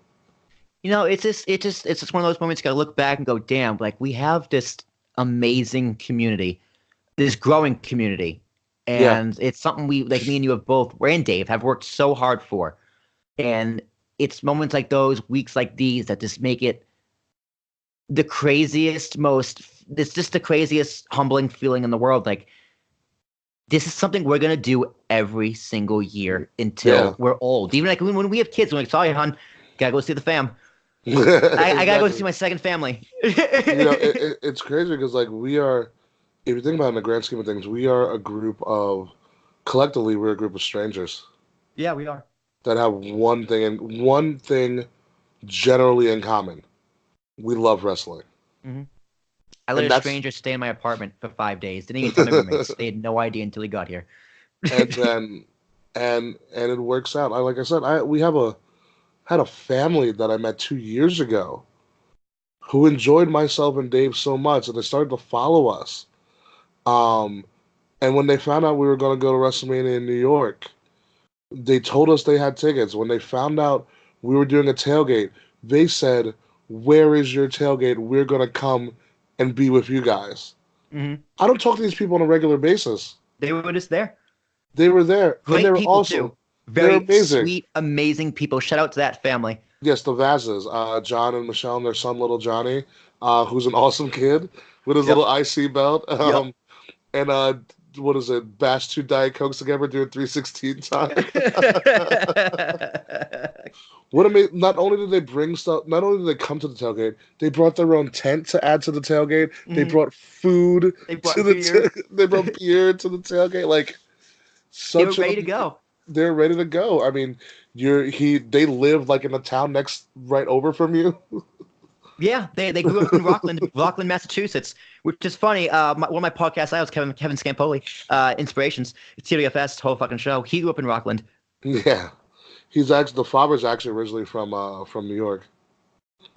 It's a small world. It's crazy, dude. And there's people who weren't even. There's a lot of our community that did not even show up to the tailgate, that were there. Mm-hmm. But it's crazy. It's absolutely crazy. I love tailgating for wrestling. It's wild. The experience is great. The experience, it's bar none the best tailgating experience I'll ever have. All right, let's talk about Raw. Holy shit! What a great time.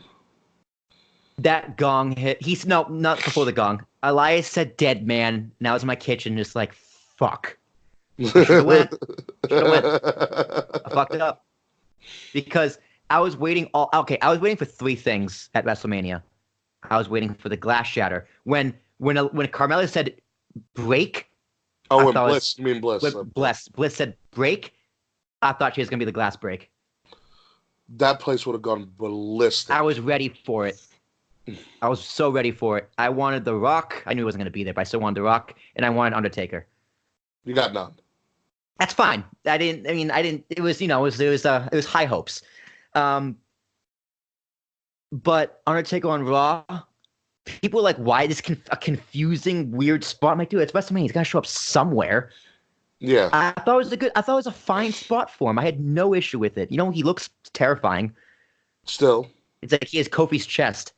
Well, yeah, now it's just kind of weird. It was awesome. I mean, you have Elias because you didn't see it coming. No. Because Elias was obviously out there to respond to John Cena and him screwing up his moment. And then he was like, the next person who interrupts me is a dead man. And you're like, oh my God. And then it clicked. It like clicked in everybody's head simultaneously. Yep. And then the gong hit and the place went ballistic. Austin gets the loudest pop. Taker gets the longest pop. Yeah. Because as soon as you hear that gong and the lights go out, everybody's phones go up. Yep. And Kate Murphy sent me a video of her crying. Yeah, I got it too. It was her first Taker moment. Yeah. It's just like WrestleMania for you last year was your first Taker moment. And we were all on the podcast last year being like, I don't want to fucking see Taker. She was like, gong hit, oh my God. Yep. That's just how it works. There he is. I see him with my own 2 eyes. Like, I go to Nate, I'm like, when the show was dying down, we were talking about Hulk Hogan, and like he was like, well, I guess it was cool seeing Hogan, against the whole thing, I'm like, dude, it's Hulk Hogan. He's like, I know, but it's Hulk Hogan. Yeah, but it's Hulk Hogan. I saw him with my eyes. He's there. He's right there, this big, but I saw him. It's Hulk Hogan. I just remember when Doc Haas was talking about how he had his Hulkamania shirt under his other shirt. He tore it. He tore it in half. Yes. Wrestling. I saw him afterwards at the parking lot. He was like, yo, it's gone. It's shredded. He hulked out on his Hulkamania shirt. Fucking love Doc Haas. He's the man. Doc Haas, but Raw was crazy. You had the Undertaker show up. You had Kofi unexpectedly. Seth, and you know what? I love that feud that they're teasing. I love it. You know why? Because it's natural. Yeah. Because Seth said it perfectly in his backstage promo. He's like, "All respect to Kofi, but if you come on my show," he's like, "I respect Kofi for coming on my show and challenging me in my face to a match. But if you come on my show and want to challenge me, you better be prepared for what might happen to you." And that's your feud. Yep. That's your feud. It's two champions. Excuse me, trying to battle and figure out who's the best. I would love to see that. How pissed were you guys when the bar came out? Why do you think we sabotaged the rest of the show? I was just like, I kind of turned it off around there, but the crowd was great, a lot better than last year's at New Orleans. This crowd was ready to go. Yeah. Lars Sullivan was a surprise. Yeah, he came out. The headbutt. I don't like the headbutt. It's scary. I see the headbutt. I think of Benoit. Yeah, Lars Sullivan came out. The Kobe thing was a huge surprise. Becky cut a promo, which is great. Yep, Lacey Evans. Oh yeah, the women's right. Evans. The women's right. I mean, there have been like, why is she walking? Why is she walking? Why is she walking? Now you know. She's biding her time. Biding her time. And now you know. I think this is a fine spot for her to be in, because you know why? Because it's a reset and everybody gets it's a clean slate. Mm-hmm. Now, that and obviously Becky's not going to lose in her first title defense, so give her something new. And why not Lacey Evans? We know she's not going to win, but just it's like when Austin won the title, he went up against Dude Love. Yeah, you know he's not going to win, but why not? We'll have work younger talent in there. Yeah. Get them ready for a main event level. Lacey Evans is going to be a main event player in like 2 to 3 years from now. Get her ready now. Yeah, That's why she's in the position that she's at right now, because they're going to position her to help run the division years down the road. Someone sees something in her, and I see something in her. I think she is ridiculously talented. I've seen her NXT matches. There's a lot of him in her. She's a pure athlete. She's a former Marine. She has all the tools to be a star. She got the character, and that's the character. That's the most important thing. She has that character down. Exactly. 100%. She lives that gimmick. Exactly. Her Instagram's fire too, by the way. Yeah, but no, she lives that gimmick, and that's perfect. I saw girls walking around in Lacey Evans style dresses at Access. Look, it's working. Yeah. It's working. It's exposure. Exactly, and that's all you need. Yeah. Anything else you want to talk about before we wrap up? Well, in SmackDown too, we had the Iconics have a little celebration against jobbers. The Team Bellies, whatever, the Brooklyn Bellies, or whatever. Brooklyn Bells. I read Bellies. Yeah, Brooklyn Bells. Paige is teasing a new tag team coming up. I think it's EO. Sky Pirates. Yeah. You got to build Kyrie for that fucking pirate ship next year. What a better time to bring her up. Yep. Superstar Shakeup is happening next week, which is going to be fantastic. Mm-hmm.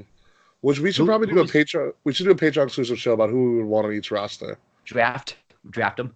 Draft them, maybe. Yeah. It's going to be a while, but we could. I think Kevin Owens is switching. I think Drew's switching. I think Braun's switching. Well, because Drew and Braun. Well, Braun showed up at the challenge Samoa Joe. Mm-hmm. Which I was like, different, but I like it. Orton's switching. AJ switching. I like Drew McIntyre on SmackDown. Miz usually switches, so Miz is switching. Miz might not switch. Here's why. This shakeup should set up the rosters for when SmackDown goes to Fox. Yeah, true. So this is going to be... You need Miz on there. He's the most must-see guy ever. Yeah. Kofi and Seth might switch.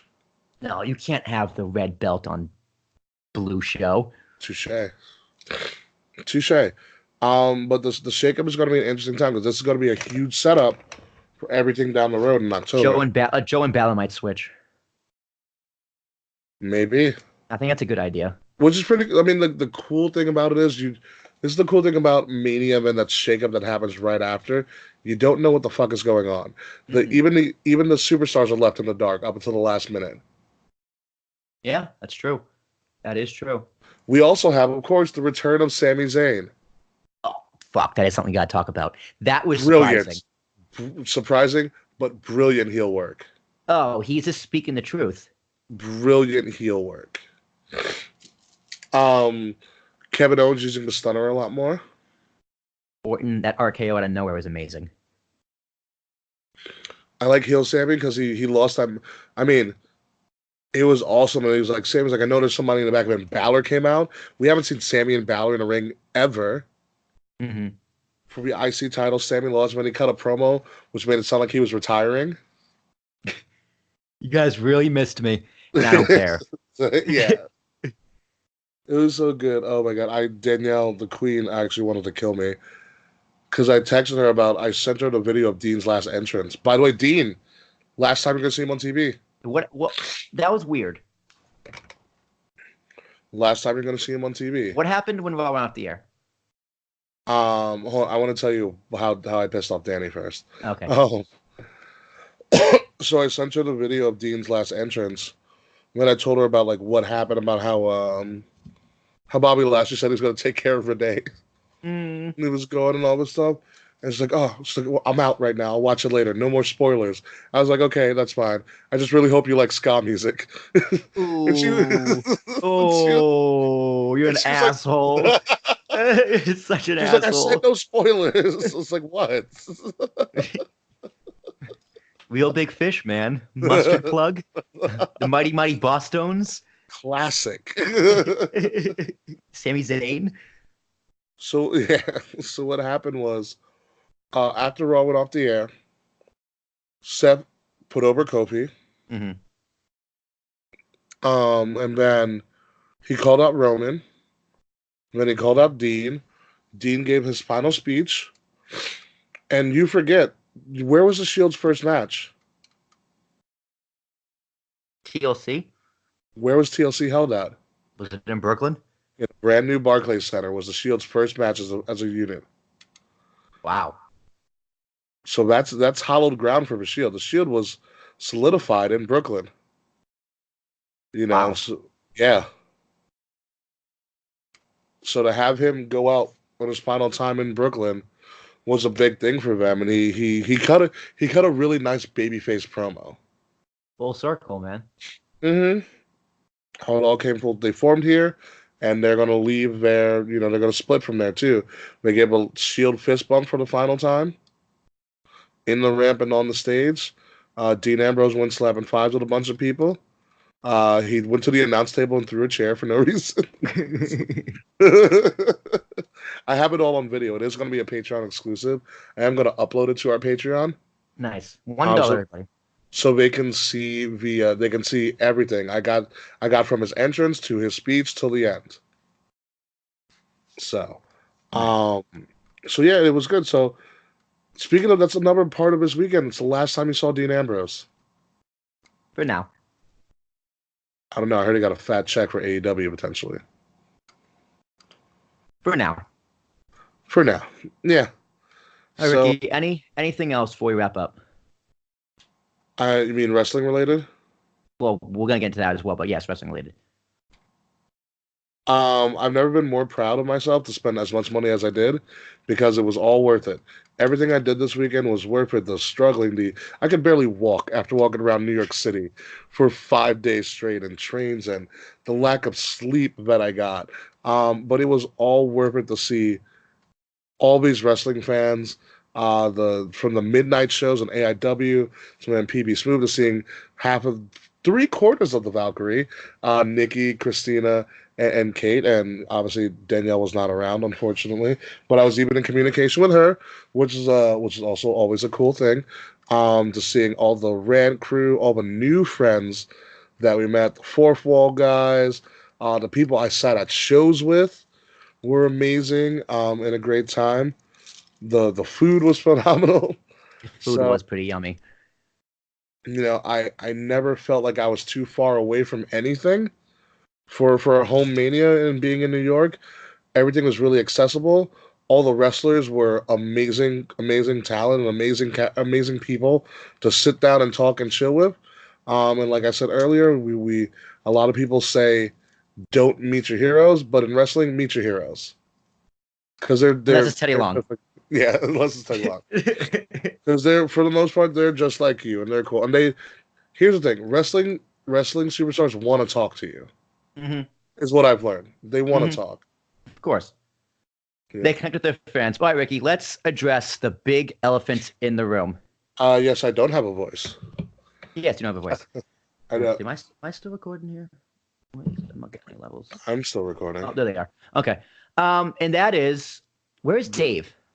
Dave, patrons, was not on the first show, which the exclusive. Dave was not on the show today. And before I say any more, this is not a work. I repeat again, this is not a work. We are not working with fans again. We're not going to do that twice in a row. That's stupid. No, yeah, this is not a work. This is not. I mean, unfortunately, this comes right after work, which is kind of just ill timing. But it is something that we felt kind of needed to be done at this time. A little bit of not a long time coming, but Dave, as you all know, had substance abuse issues. We all very proud of Dave for beating his cocaine addiction, but he refuses to believe that he has a drinking problem. He does not think he's an alcoholic, and there is a fair amount of people who would disagree. And Saturday night during G1, he was not sitting with me and Rickie. He went on his own. He bought his own tickets. And halfway through the show, we got a message in our Patreon chat that he was pissed off at these people in front of him. They were spilling his beers. And at the end of the night, me and Rickie go home. And in our Patreon chat, we get a message that says help from Dave. And Dave apparently fell, hit his elbow, and the EMTs had to take him in. He was refusing medical attention. And the whole situation was just not, it should never have happened. In our Patreons, we apologize if you were concerned. We apologize, and Dave apologizes too, for the whole situation, but that's just not something we want. And we tried talking to Dave, like, listen, we want what's best for Dave. Yes. And we just couldn't find common ground. We couldn't see eye to eye. He refuses to believe that he has a drinking problem. So we told Dave he needs to take a step back. Dave is graduating in May. He is going to graduate. There's not a shadow of a doubt in my mind. But, behind closed doors, a lot of things are happening between me, Dave, and Rickie. And we think the podcast is a distraction. We think wrestling is a distraction. And we want Dave to take a good, long look in the mirror and really just see who he is. That past year, Jim, we want him to see who he is today. And the last thing we want is for him to fall back down that path again. And we believe drinking is not a good place to start. I totally agree. It is one thing to have a problem with substances, and when we say substances, I'm going to speak from more of a professional standpoint, because a lot of this is a shoot right now. I do work with the mentally ill, and a lot of people with the mentally ill also deal with substances. So me dealing with people who have substance abuse issues is not anything new to me or to what I've been practicing for the last 5-6 years. And substances does include narcotics, but substances also do include alcohol as well. That's not something that's, kind of exclusive. And a lot of the time when people who are dealing with addictions, and I'm speaking, in a very generalized statement here, one thing leads to another. It's not always just one substance. It could be multiple substances. And sometimes if you feel like you have one under control, doesn't necessarily mean that you have the others under control as well. And if you don't have all of them under control, one's going to lead to another. And I do also say this, in the stages of recovery, whether people agree with it or not, relapse happens. It's a part of a stage you kind of have to expect. And is Dave going through a setback? I'm not sure. To be honest with you. I'm not sure either, but I do not want to be a part of a. I'm not going to sit back and watch it become a setback. Correct. We didn't want. Yeah, we didn't want this. We didn't want him to fall back to where he was, because if you listen back from 2 or so years ago, you'll hear a completely different Dave. 100%. In the past year, the shows have been terrific. Sober Dave for that year is the greatest Dave I have ever known. I've known Dave a long time. Yeah. And if you even listen back to this since January, since he started drinking again, we've been arguing a lot on this show. And sometimes arguments are great. I say arguments are great radio, but not every single week. It's just a lot of drama. And, when Dave gets arguments, he doesn't always listen to the point, and he gets very flustered and angry. So Dave is one of my best friends. Do you say you can count your friends on your 5 fingers on your hands? Yeah. It's unfortunately Dave's middle finger. But yeah, and so, like I said, this is not meant to punish Dave, but we want him to take some time. We all need time off sometimes from everything to kind of see where you're at and see where you want to go. Mm-hmm. And that's what we're offering Dave. We're not kicking Dave off the show. At this moment, Dave is on a leave of absence indefinitely. We have a timetable for when we will all sit down and kind of reevaluate where we're all at. But until further notice, it'll be myself, King Rickie Rose, and Will Tarashak, Willy T, on Kings of the Rings podcast. We do plan on having some more special guest hosts. Mm-hmm. If you want to be on the show, if you're a Patreon, if you're a first listener, if reach out to us. They're like, when that works, someone reach out to us. We, Rickie and Dave, had no idea who you were, but you tweeted us and said you got us. You are more than welcome to come on the show. We are going to the show must go on. If there's anything that work told us, it's that nobody is bigger than the brand, whether you're a fan, whether you're a host, or whether you're the founder. Absolutely. The show will always go on. And that's what we're going to do. Yeah, we wish Dave the best of luck in all of his stuff, and hopefully he comes back. Like I said, and I'll be real with you, we hope he comes back. Mm-hmm. It's just what happened over this weekend. The man refused medical attention for 3 days. Yeah. Like, it everything that happened to our fans and to us and to our fellow podcasters is just completely unacceptable. And that does fall apart on me and Rickie as well. And again, everyone, we do apologize for that. I mean, when we mean be the brand, it is, representing the brand. It's like, well, you'll know this. It's that speech that goes around in every Greek thing. Every day I wear my letters. You're always wearing letters. I'm an alumni. I still wear letters. You're always wearing letters. You're always your brand. Dave was nice enough to give us, these very nice Kings of the Rings hats. That's a brand that we are exposing. That is the brand that we are exposing ourselves. And then, so when one of us looks bad, or one of us is in turmoil, or is, potentially being belligerent and oppositional in public, it looks bad on the brand as a whole. Mm-hmm. It's one thing to have our quarrels in-house, which we do. We have disagreements all the time. All the time. And that's part of the process of making a show. But when it becomes outside of your own locus of control, when it becomes not just Kings of the Rings, a Will, Rickie, and Dave issue, when it becomes a podcast network issue, when it becomes a Patreon issue, that's something that we cannot tolerate for long, if at all. Mm-hmm. And that's kind of where we're at. It's been 4 months, and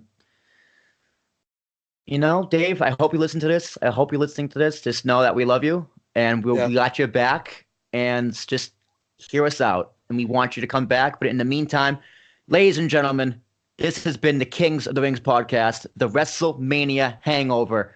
Oh, shit. That third chair is open for now, claim your spot. Come on the show. Be a part of this process. Sign up for join tryouts. This great wrestling community. We love all of you. And this past week at WrestleMania is just nothing more proof than that. I think we can skip all the plugs. You all know them by now. Yeah. I'm Will Tarashuk. Rickie, final words. My name is King Rickie Rose. Wrestling brings people together. Wrestling makes you feel something. And I accomplished both of those things this weekend. Thank you, everybody that was a part of it. And it's time to get ready for Tampa next year.